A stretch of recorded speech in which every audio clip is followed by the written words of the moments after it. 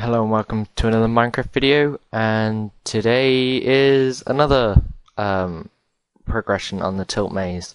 The previous one, I forgot to leave myself one block to be able to fit in the up and down bit. So instead of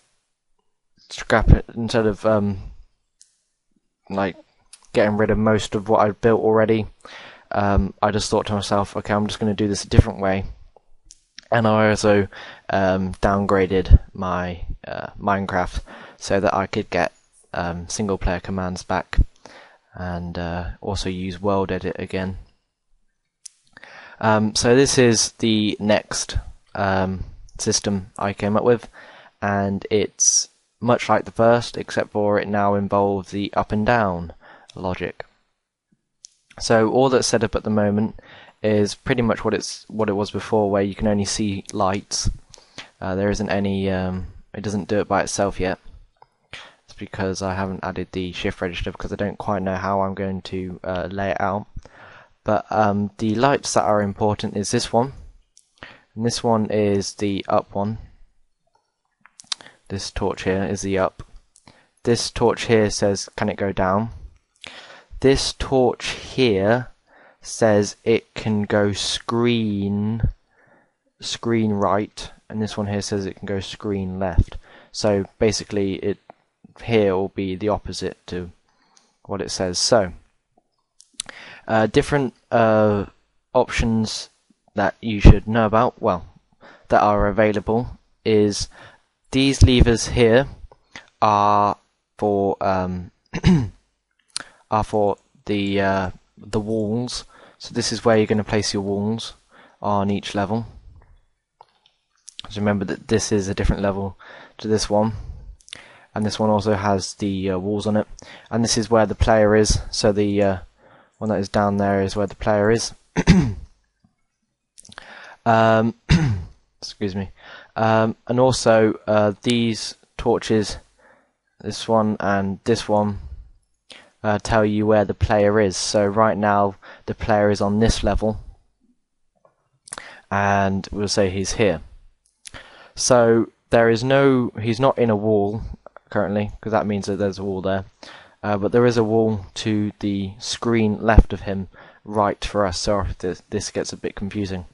So basically right now the disk will tell him that he can move both directions. This torch and this torch is on, but he can't move up or down for some reason. We'll find out why that is.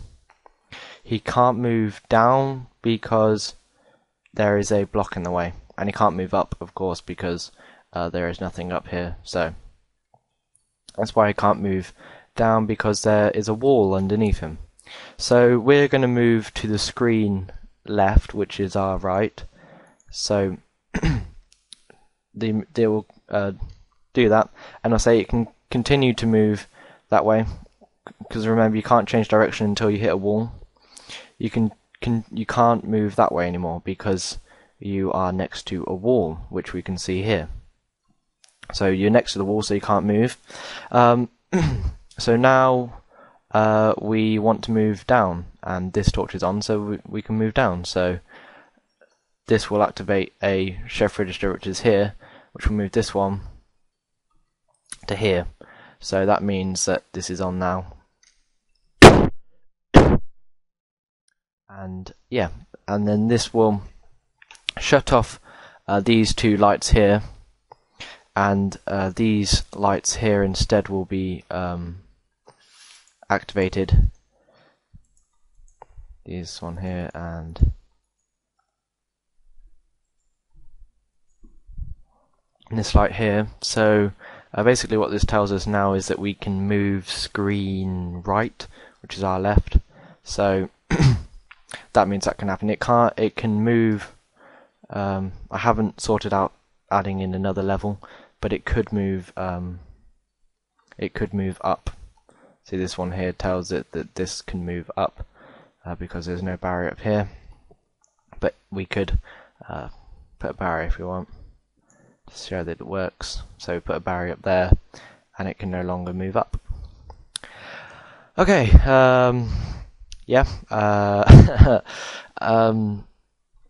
I think I'm going to go with one of the suggestions for the player, which was having the player be a flashing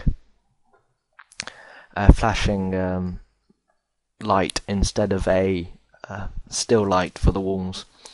Another point that I should mention is that the walls and the player are all sent down, will all be sent down underground for each level. So this one here is sent underground, but the player is sent all the way. The player to sort out the logic is sent all the way through the different levels. So technically, the player is on each level at one time, but you'll only be able to see the one that he is actually on. So yeah, thank you very much for watching. Hope to see you next time. Bye.